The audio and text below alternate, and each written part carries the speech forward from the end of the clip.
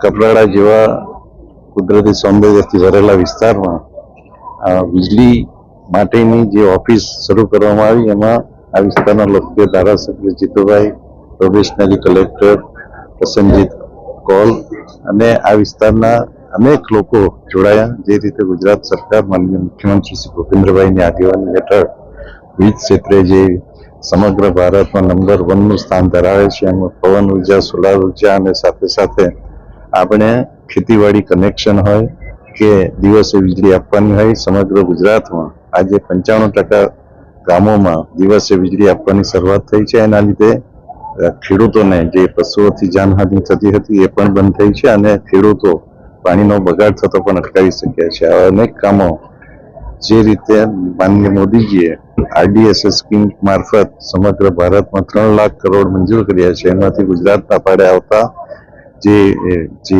Portion છે એમાંથી વલસાડ જિલ્લામાં લગભગ 4000 કરોડ આવ્યા છે અને એના લીધે આ વિસ્તારની વીજ વ્યવસ્થામાં સંપૂર્ણ રીતે બદલાવ આવશે એ ચોક્કસ ખાતરી છે. मर्सिडीज कार जो है GJ05 GA 4929 की जो कार है उसके अंदर 14 बोतल शराब की मिली है। खबर इस प्रकार की है कि पाडी के कल्सर के जो इलाका आया है वहाँ पर चेकिंग के दौरान इस सूरत के मगदला के रहने वाले 39 वर्ष संकेत भाई पटेल को जो है पकड़ा है। गौरतलब बात इस प्रकार की है कि इतनी महंगी कार में इस प्रकार शराब ले जाते पकड़ना चर्चाए माहौल गर्म हो गया है। और ये खबर देख रहे सिर्फ आप जनता आवाज़ भारत पर।